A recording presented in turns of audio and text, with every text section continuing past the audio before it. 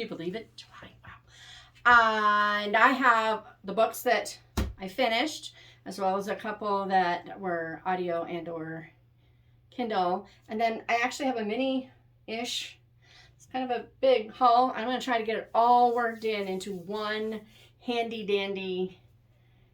I don't know if I can do this, guys, but I'm going to try it. So without waiting, because it is hot, it's really hot, and I have to have the AC off for you to hear me so we don't get all the sound. And yeah, no. So I'm going to get right into it now that I've spent all that time not getting right into it. First up is an audiobook. Probably over here. It's The Tale of the Tenpenny Tontine. I think that's the name of it.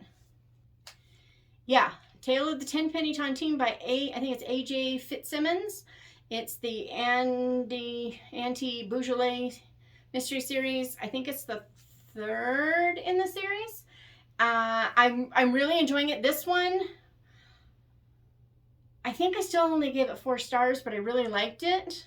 And then I'm just going to get out of order and skip into number 4, which was The Curse of Caraway or Carnaby. The Curse of Carnaby Castle. He really likes his alliteration. He's really a big fan of alliteration, I'm telling you. And that one, I think, was my first 5-star. Really, really, really liked what he did in that one. And these are clean. I've been listening to make sure. And I think I said in another video, I'm pretty sure that somewhere in, maybe I didn't say it in a video. I might have said it on Goodreads, but somewhere I'm pretty sure it said that they will be clean. And so far as I can recall, and I started paying attention, they are clean. So there's those. Also, I read by Melissa Chapin, Murder Goes Solo. That was super, super fun. So it's the first in the Piper Hayden piano series or something like that. And okay, characterization was awesome.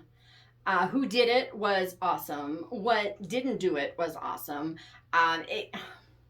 From the food that is mentioned, I swear I got hungry reading this book.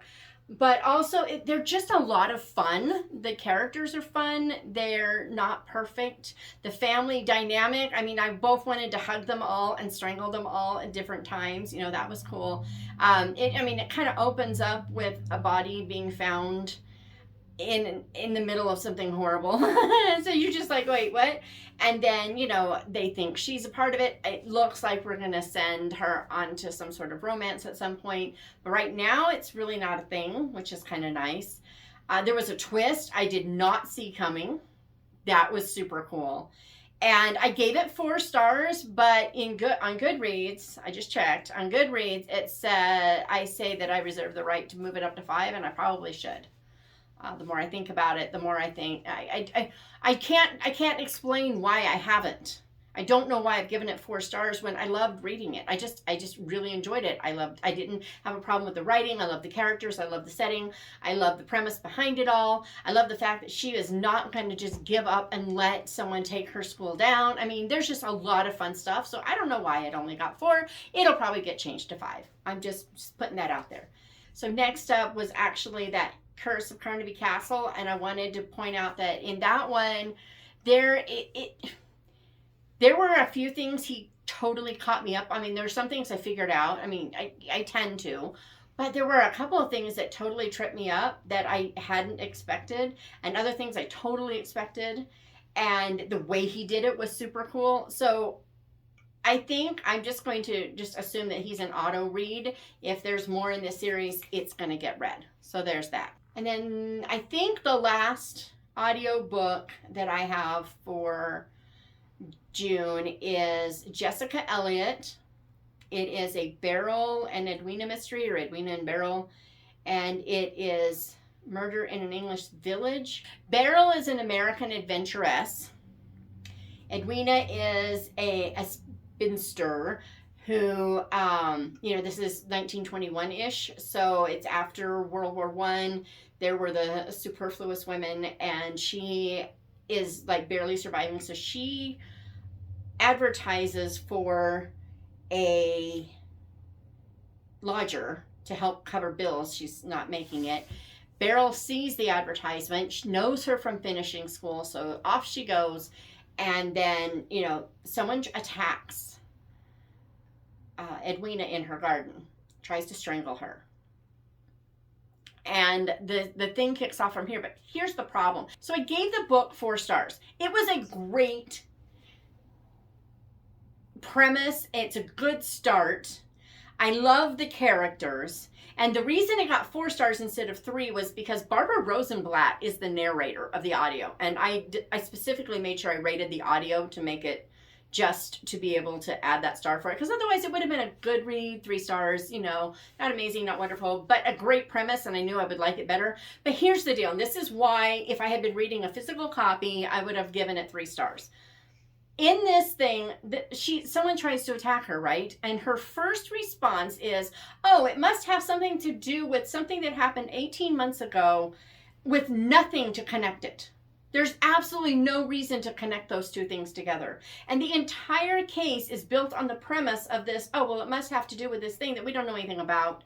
She doesn't know anything about. Edwina is not sure, but she's like, oh, it must be this. So they base their entire investigation on something that may not even be a thing.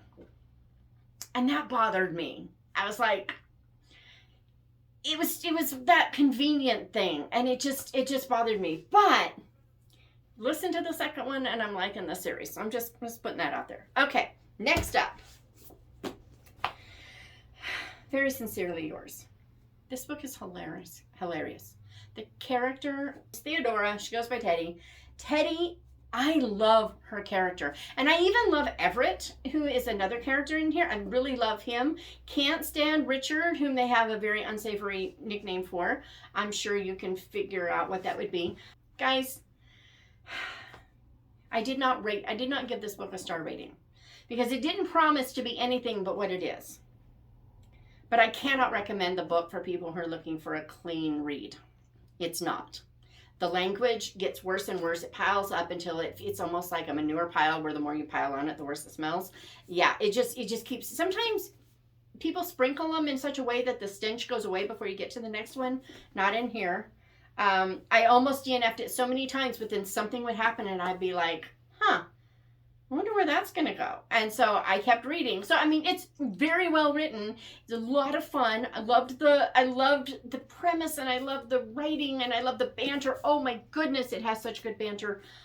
And all in like emails. So, I mean, come on. So good. Except the language, and then really bugged me. Now, everything is off page. There is a physical relationship at some point, but it's completely off page, except for her sitting in her room with her roommates and complaining in her head about how she has to be forced to participate in what's going on in the next room because she can hear every little thing.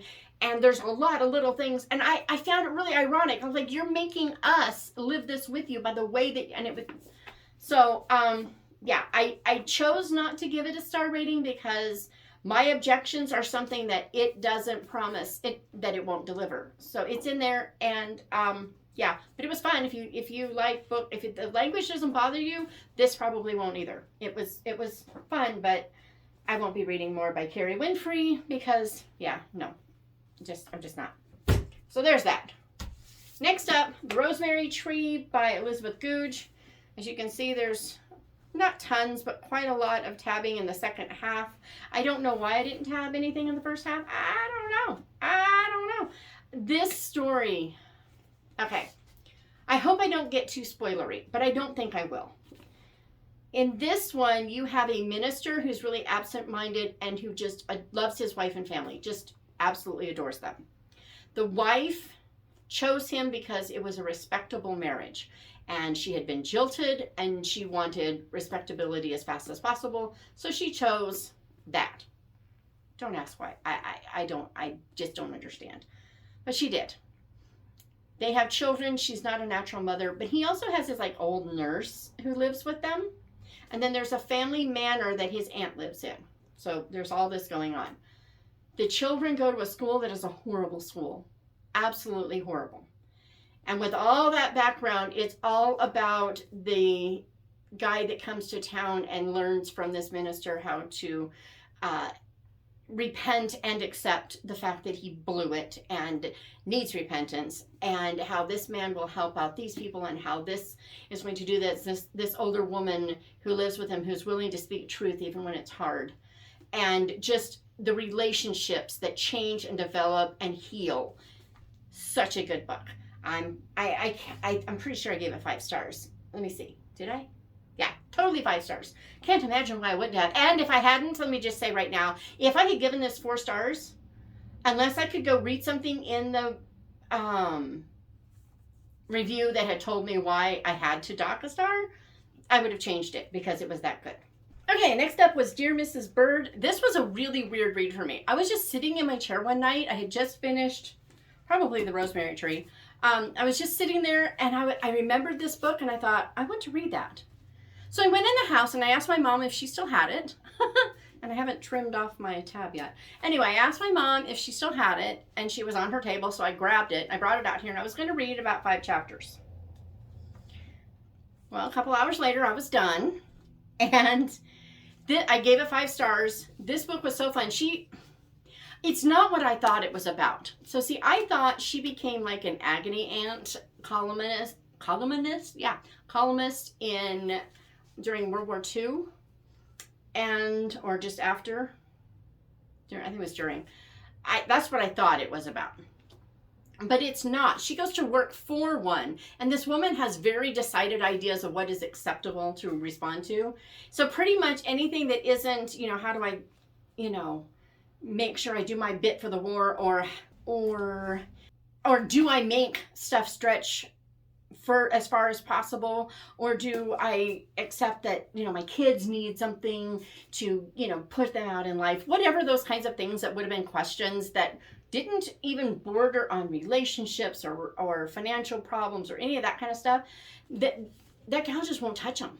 So it has to be these really benign. People have real problems. You've got a gal who writes in, she thinks she's pregnant. You've got a gal whose parents don't approve of the guy she's going out with. You've got a gal whose husband is drinking away the money, and this gal won't touch it. But meanwhile, these people need help, and this magazine that this columnist writes for is dying. And this is partly why, because they're not keeping up with actual needs. The main gal in this book, I can't even remember her name. What is her name? Emmy. She can't take it anymore and starts answering some of the letters when she's not supposed to. And this is all about what ensues. She has ideas of what is right, and she charges in, and she's not perfect. She makes huge, horrible, ugly mistakes, but she keeps going and she keeps trying. And I don't want to say her heart's in the right place, as if that's acceptable, but she's not doing what she does because she doesn't care. She's making misguided choices because she does. And so I'm really eager to read the next one. I'm just saying. It was really, really good. Next up, I don't know if you can see, but somewhere around here is the last place that I tabbed in this book. The rest of it, I didn't, and probably from about here, I skimmed. I started off really loving this book. It's Reading People by Bogel. It's about personality types, and that's the kind of stuff I usually love. Whew, it's hot. I didn't love the second half of this book. I think I gave it 3 stars, which might be generous. The second half, I really just did not like. It was a waste of my time. And it was kind of a rehash of everything you've ever read without anything really new. I kind of don't get the point of the book, because the first half is or not even half, first third is pretty good. There's some great stuff in there, and then it just fizzled. So I'm not keeping it. Doesn't do anything for me. Next up was The Evolution of Calpurnia Tate. Now this one, I didn't know anything about it going in. I think it was Krista from Books and Jams. It could have been Chantal, but I think it was Krista from Books and Jams that had mentioned it. I don't remember. Somebody mentioned it. I don't know what they said that made me go, I want to check that out. I checked it out. I grabbed it without even reading anything about it. Then I got it home and I started reading, and the first thing I see is chapter 1, The Origin of the Species, and then a quote from the book, The Origin of the Species. Well, as a Christian who I'm not saying that everything that Darwin said was inaccurate, because it wasn't, but I actually definitely hold to a biblical 6-day creation, young earth, the whole 9 yards. So this unnerved me at first. I wish this book had been around when my kids were little. This is such a great introduction to, because it's taking place right when Origin of the Species has come out, so it's new, it's fresh. People don't really understand what it's about. She's trying to understand it. She's heard a little bit about it. Calpurnia is about 11, I think, and she's the only daughter among 7 children. And so, there's a lot of expectations on her that she's not interested in. But her grandpa is kind of a scientist of sorts. He's a naturalist, and her brother gives her a journal. She starts taking notes, and when Grandpa finds out the kinds of notes she's taking, he helps her, and they develop this really cool relationship. Up to this point, this Grandpa knows nothing about his grandkids. I wanted to smack him so hard, hug him, but also smack him, because I'm like, wake up, guy. You want to leave something behind. He's like really, like,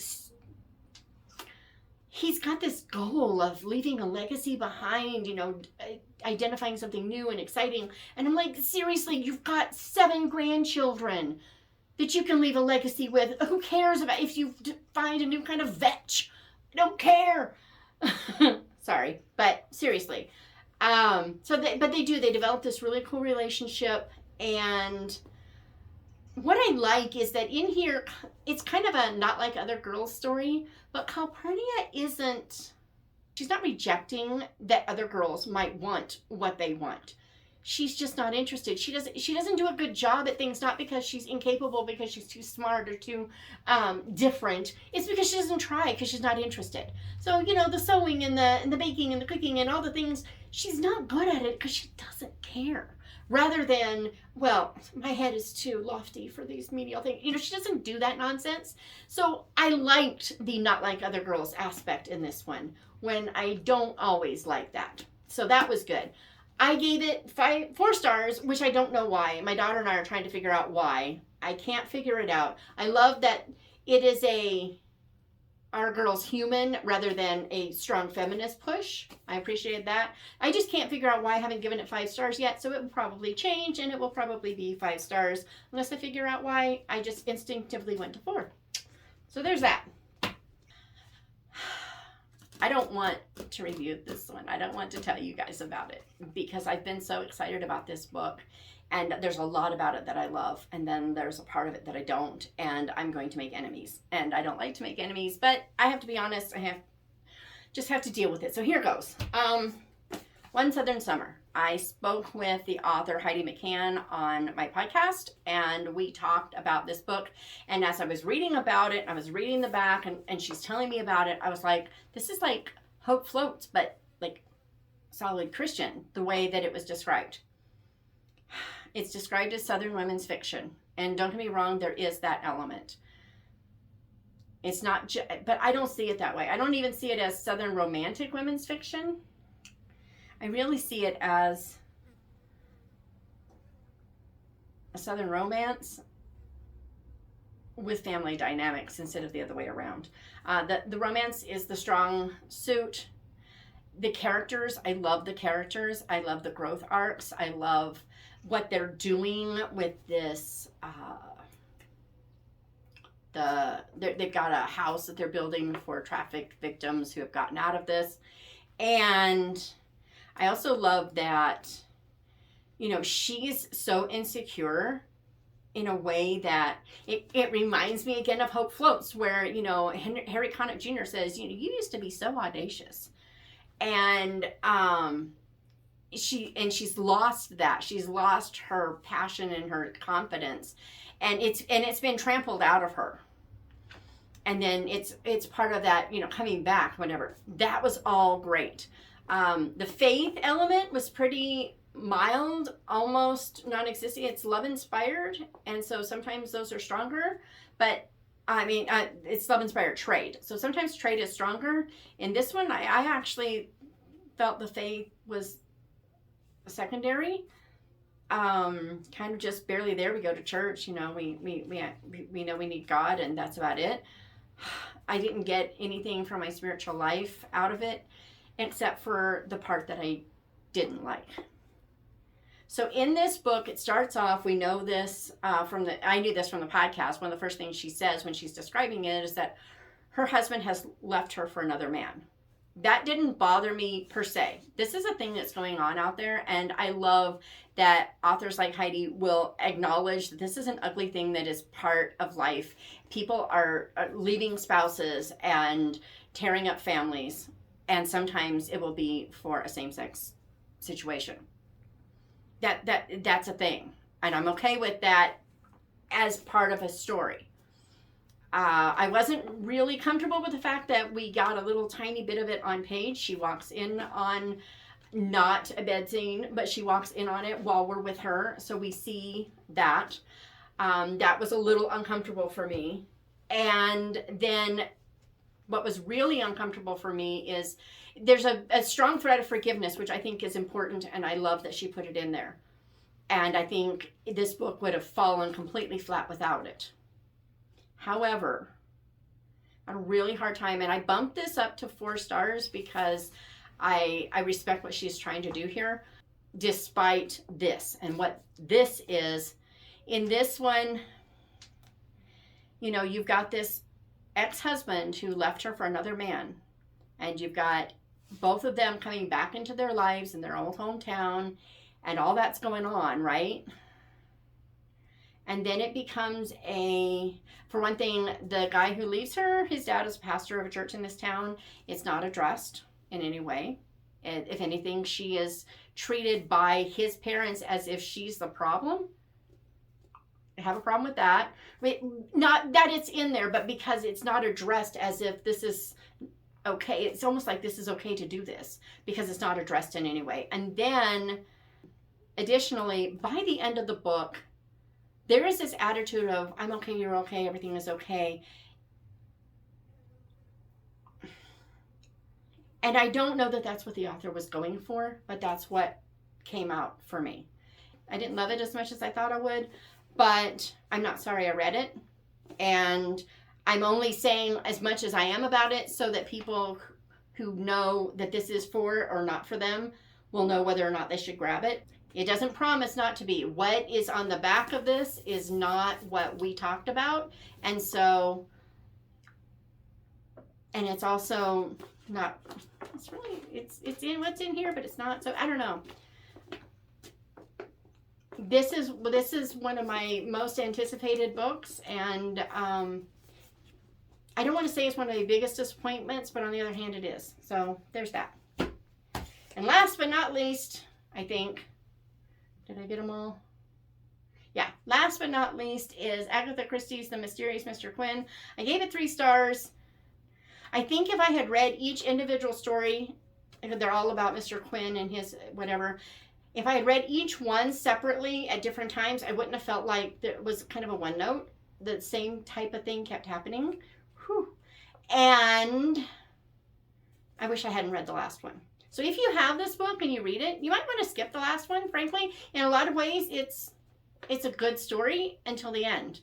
And finding out who Mr. Quinn is completely ruined it for me. If it wasn't for the great writing and some of the great stories, I would not have given it 3 stars. So there's that. All right, guys. It's getting hotter by the second, and I keep having to stop and go stand in front of the cooler for a minute and come back. So we're going to try to go through this stack, a couple of stacks of books that I've gotten in the last couple weeks as fast as possible. I'm going to put on my glasses so that I can see what I'm talking about, and we're going to move. So first, Saving Grayson by Chris Fabry. Focus on the Family / Tyndale House sent me this. I don't know anything about it, but it says, how far would you go to love someone well? Grayson Hayes is a sharp-tongued, witty wordsmith, but the stream of language has become a trickle as words skitter from his mind. Dreading the growing loss and desperate to care for his wife after he's gone, he hatches a plan that requires a cross-country road trip to the West Virginia of his youth. That's all I'm going to read. Sounds good. Looking forward to that. Got him coming up on the podcast soon.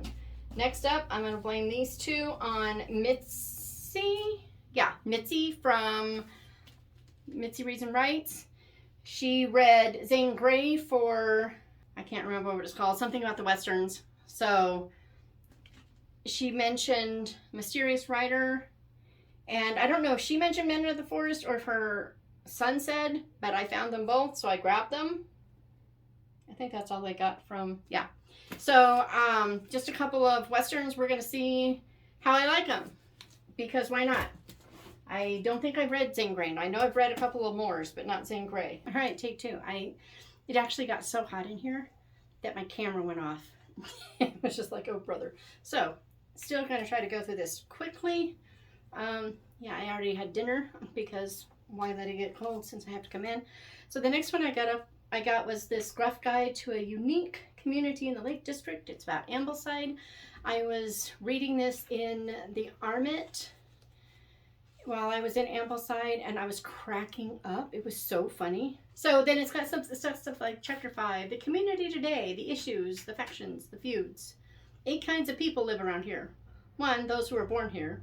These are mostly grand folk. They still have the vendetta, and they have a bush telegraph, which makes the internet look pathetic. They're seldom academic, but don't let this fool you into thinking they're daft. Bred from a long tradition of survival in what was a hostile and isolated place, they just prefer to concentrate on the practicalities of life. And then it just goes on. Second kind are those who run tourist businesses, those who work for the above, and those who came here to die. Do badgers and squirrels form a significant part of the local diet? I was just laughing the whole time I was reading it, so I ordered it because when I went to Fred's bookshop that said it had it online, it wasn't in there. So I ordered it, and it finally arrived. I needed that for research.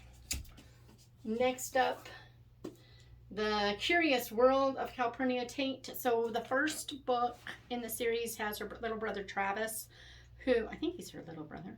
Anyway, her brother, yeah, I think he's her little brother. Travis, who, he's really fond of animals, and in fact he's raising the turkeys for Thanksgiving dinner. That didn't go well. If you've seen By the Light of the Silvery Moon with Doris Day and Gordon McCrae, her little brother Wesley and the turkey, yeah. Well, in this one it's all about her brother and the animals that he finds and how she helps him, and just that really neat relationship. So I'm hoping it's going to be as good as the first, or even better. I'll take better. This one I have a story. So here's the deal.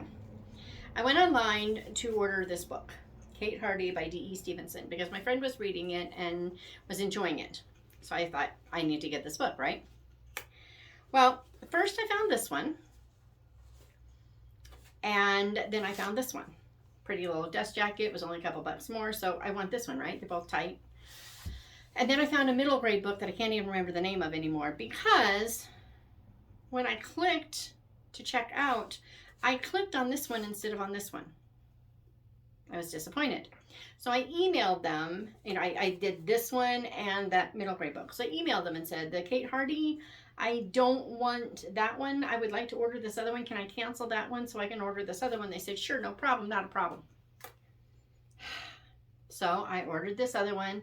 And when the cancellation came through, they canceled my metagrade. So now I have 2 Kate Hardy by D.E. Stevenson, which my friend ended up not really enjoying by the end of it. So there's that. Then, I'm going to come over here. Krista, Books and Jams, read a book by William Kent Krueger. Sounded really good, kind of a western-y thing it sounded like. And when I said, I might have to get that, she said, no, get This Tender Land and Ordinary Grace. So I did, because duh. And it's funny, Ordinary Grace got the Edgar Award, which I thought was kind of cool, and Midwest Booksellers Choice Award. But this one is New Bremen, Minnesota, 1961. And this one is 1932, Gilead River. And that's all I know about them. I'm just going to read them sight unseen because she said to get them. But the bookseller for that one had a buy 3 get 1 free. So I also got from them George MacDonald, edited by Michael Phillips, The Curate of Glaston. I've never heard of this one, which makes me feel really weird because I've read most of the Michael Phillips edited George MacDonald's and a couple that David Jack has done where he's had the original and the translation, if you will, on the side, taking out the dialect and making it easy to understand. This sucker's a chunker, but it looks good. Pretty modest print. It's not large print by any stretch. So yeah, well, okay, 40 chapters, 45, 47 chapters. So yeah, whew. So we will see about this one, but George MacDonald, so yes, because yes. And then finally, a couple picture books. So my mom heard about this one on the radio. P is for pterodactyl, the worst alphabet book ever. And it's all about words that, most of them you just leave the first letter off. B is for delium. T is for tsunami. Stuff like that. C is for czar. O is for Ouija, which was kind of weird. G is for gnocchi was one, I remember. K is for night. So, but it's fun because at the back, they also have a bunch of words that are in here that are not pronounced the way that they are spelled. So it was kind of fun just to show the weirdness of the English and the languages that we've also incorporated because it's not all English words. Next up, Disney's Elegant Book of Manners. Another book that originally we got because my mom heard all about it on the radio, and she was driving back from Missouri to California. So she pulls into this town. My mother goes into a bookstore and they happen to have it. So she bought it because why not? And let's see if I can find, there's one that my kids know so well. We read this to the kids all the time. They read it over and over. We wore out at least 2, maybe 3 of these so badly that, I mean, we couldn't just tape them back together. They just literally, the pages would fall out because they read them so much. And yeah, it was a huge favorite of my kids. And we didn't even do Disney with our kids. I mean, they never watched the movies when they were little. I just wasn't a thing. So there's that. But if you tell my kids never, oh never, they will end up with pick your nose. Because it says, it's Captain Hook, it says, you can pick a shoe that's right for you. You can pick a friend and you won't offend. You can pick a peach if it's in your reach, but whether we say it in poem or prose, and never, oh never, pick your nose. And they thought that was hilarious, but they read them, they loved them. All the fun, pigs, pigsty rooms, keep your elbows off the table, stuff like that. And then there's stuff about, you know, beware of strangers, don't lose your cool, be nice on the sidewalk, whatever. So I got another copy because when we were talking about that book, I remembered this book and I was like, I'm gonna get another one because you know what? I got grandkids, they need to know this stuff. So when everybody's here this month, I suspect we'll have some I remembers, which will be fun. So that's what I read the last half of this month, and this is what I bought the last half of this month. What have you been reading? What'd you finish up with? Did you buy any good books? Anything I need to know about? I'm just curious. I'm gonna go before I melt.